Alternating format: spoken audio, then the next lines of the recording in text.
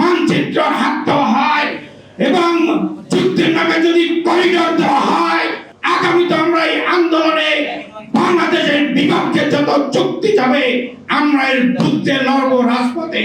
আজকে এই বাংলাদেশে এমন কি দরকার ছিল যে আপনি সংস্কার করে আজকে 10 মাস শেষ করে দিচ্ছে? আপনারা উপদেষ্টা রেজওয়ান হাসানকে সবাই চেনেন, সে বলেছে কিন্তু বাংলাদেশের মানচিত্র নাকি পরিবর্তন হতে পারে।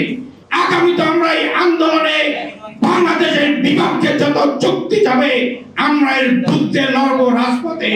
3 বারে নির্বাচিত প্রধানমন্ত্রীর সন্তান, অনেকেই বলে গেছে শহীদ প্রেসিডেন্ট জিয়াউর রহমানের সন্তান, কেন এখনো সেই ফ্যাসিস্ট এবং স্বৈরাচারী এরশাদের স্বৈরাচারী এবং ওই 11 সরকার দ্বারা নির্যাতিত হয়ে আজকে লন্ডনে অবস্থান করতেছে?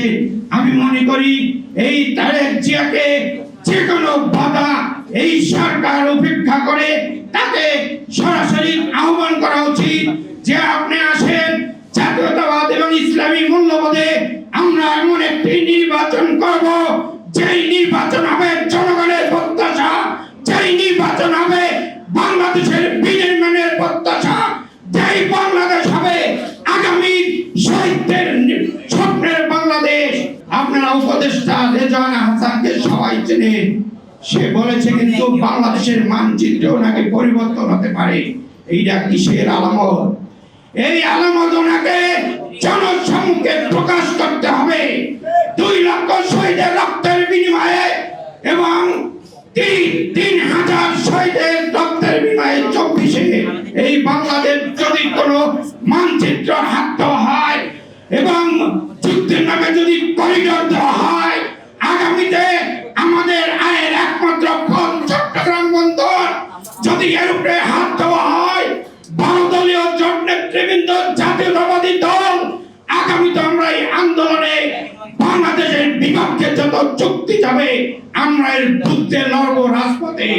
এত বড় আমাদের এই 24-এর উপার্জন যদি আমরা মেলান হতে দেই, আজকে আমি মনে করি এই উপদেষ্টা মণ্ডলী ব্যর্থ হবে।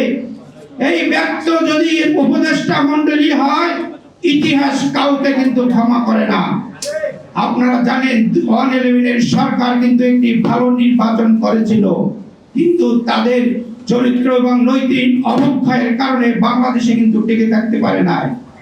এই 24-এর গণ অভ্যুত্থান যদি ব্যর্থ হয়, আমি মনে করি এই ইউনূস সরকার, অন্তর্বর্তীকালীন সরকার, তারাও এই ইতিহাস থেকে মুছে যাবে না।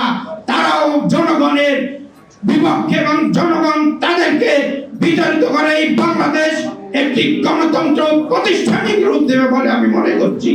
আজকে এই বাংলাদেশে এমন কি দরকার ছিল যে আপনি সংস্কার করে আজকে 10 মাস শেষ করে দিচ্ছে, কিন্তু নির্বাচনের কোন প্রক্রিয়া আমরা এখনো দৃশ্যমান দেখতে পারতেছি না। ইনুছে আপনি দ্রুত ওই সংস্কার করে ফ্যাসিস্ট হাসিনাকে বিচারের কাঠগড়ায় এনে একটি নির্বাচন দেন, যে নির্বাচনের জন্য আন্তর্জাতিক মানের এবং গ্রহণযোগ্য নির্বাচন হবে। আগামীতেও যদি বাংলাদেশে থাকতে হয়, গণতন্ত্রের কাছে পরাজিত না হন, তাহলে আপনি একটি নির্বাচন দিয়ে আপনি শপথে চলে যান।